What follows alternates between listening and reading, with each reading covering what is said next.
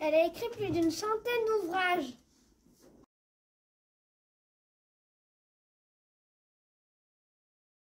À partir de nos illustrations, Marie-Célia a découvert les titres de ses albums. Nous sommes heureux de vous accueillir dans notre classe. Nous vous avons préparé un acrostiche de bienvenue. Mystérieuse, artiste, Rêveuse, inventive, écrivaine, souriante, étonnante, littéraire, lumineuse, imaginative, enthousiaste, rayonnante.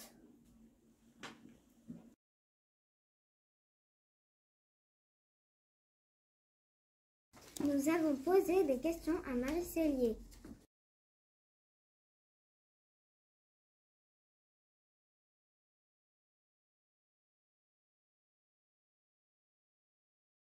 Ce beau bleu. Un éditeur a-t-il déjà refusé d'éditer un de vos livres? Alors oui, j'ai déjà des éditeurs qui ont refusé d'éditer mes livres, mais alors il faut savoir qu'il y a beaucoup d'éditeurs et tous les éditeurs n'éditent pas toutes sortes de livres. Donc j'ai déjà eu des livres qui ont été refusés, mais que j'ai réussi à placer chez un autre éditeur. Il y en a un, par exemple, pour inventer les histoires. Où trouvez-vous vos idées? Alors, je crois que tous les écrivains écrivent à partir d'eux-mêmes.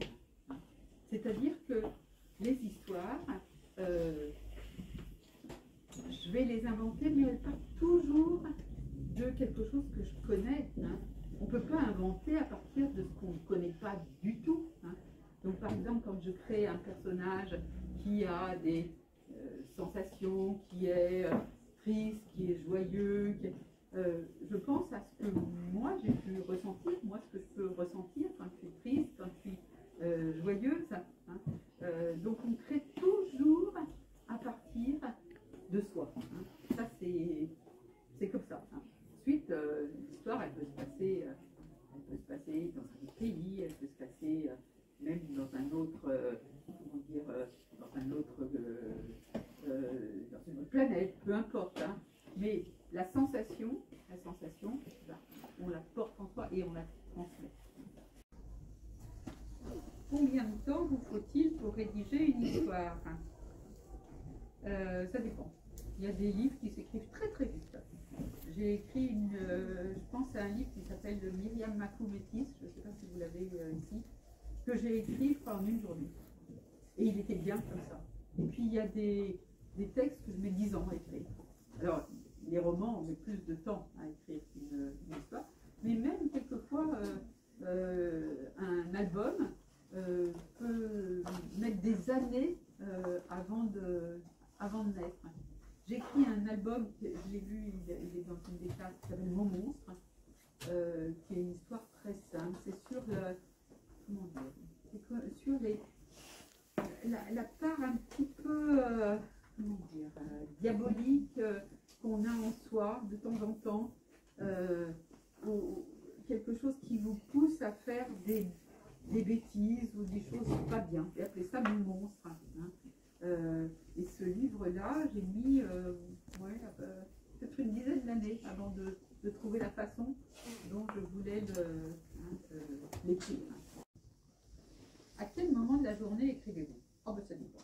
Quelquefois, il y a une époque où je me levais très tôt. Je me levais à 4 h du matin pour travailler. Mais à cette époque, je représentais beaucoup d'auteurs, donc j'avais beaucoup d'obligations par ailleurs. Là, je suis plus présidente d'association, etc. Donc j'ai plus de temps, donc je dors plus le matin. Je peux travailler le matin, je peux travailler l'après-midi, je peux travailler le soir. Ça dépend, je travaille le week-end. Enfin, je n'ai pas d'horaire de travail. Je suis assez libre. Marie-Célia nous a expliqué la technique utilisée par Catherine Louis pour illustrer le jardin de Madame Lee.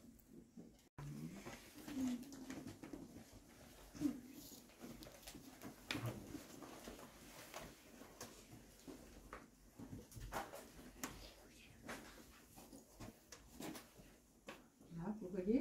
Oui. Derrière. elle l'a Hein? découpé. En fait, toutes ces pages, elle les a faites comme ça. Des découpages, hein, du papier découpé qu'elle pose sur un papier, sur un fond de couleur, papier qu'elle a rapporté de Chine. Marie Célier nous a lu 3 albums.